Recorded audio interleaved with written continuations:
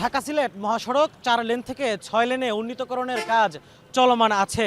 2021 সালের 1 জানুয়ারি শুরু হওয়া এই প্রকল্পের মেয়াদ শেষ হবে 2026 সালের 31 ডিসেম্বর। প্রকল্পের প্রায় শেষ প্রান্তে এসে প্রশ্ন ওঠে, কাজ এগিয়েছে কত দূর?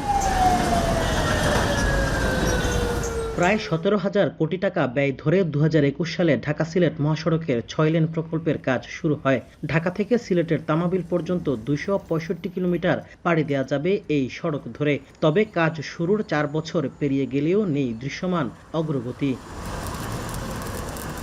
দীর্ঘ এই সময়ে নরসিংদীর 54 কিলোমিটার অংশে কাজ শেষ হয়েছে মাত্র 13%।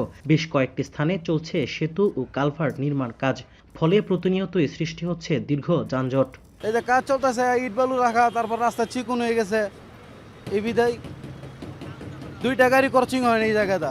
জামের অভাব নেই, সেই জ্যাম খুব কষ্ট হচ্ছে, আমাদের ভোগান্তি হচ্ছে।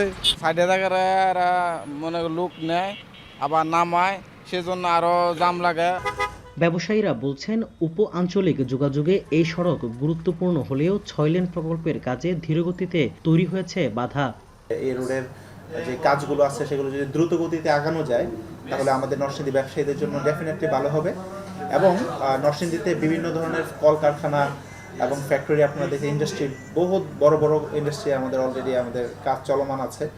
এগুলোও কিন্তু দেখা যাচ্ছে যে বিভিন্ন যানজটের কারণে মানে কন্টিনিউ টাইম টু টাইম এগুলো মেনটেন হচ্ছে না। যদি রাস্তাটা দ্রুত হয়ে যায় তাহলে সেক্ষেত্রে নরসিংদী আবার তার জৌলসটা মানে ফিরে পাবে। কাজে ধীরগতির জন্য ভূমি অধিগ্রহণের জটিলতাকে দায়ী করে সড়ক ও জনপথ বিভাগ বলছে, কাজ শেষ করতে প্রয়োজনে বাড়ানো হবে প্রকল্পের মেয়াদ। কাজের যে অগ্রগতি তা শতকরা হিসেবে 13%। তো এটা হচ্ছে ভৌত অগ্রগতি, কিন্তু এর পেছনে ভূমি অধিগ্রহণের কাজটা চলমান আছে।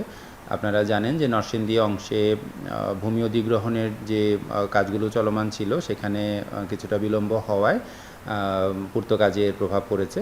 আশা করা যায় ভবিষ্যতে এই প্রকল্পের কাজ দ্রুততম সময়ের মধ্যে করা সম্ভব হবে। এই প্রকল্পের আওতায় মূল সড়কের উভয় পাশে ধীরগতির যান চলাচলের জন্য 5.5 মিটার প্রশস্ত সড়ক ছাড়াও 66টি সেতু, 305টি কালভার্ট, 7টি ফ্লাইওভার ও ওভারপাস এবং 6টি রেলওয়ে ওভারপাস থাকবে। রাকিবুল ইসলাম, এখন, নরসিংদী।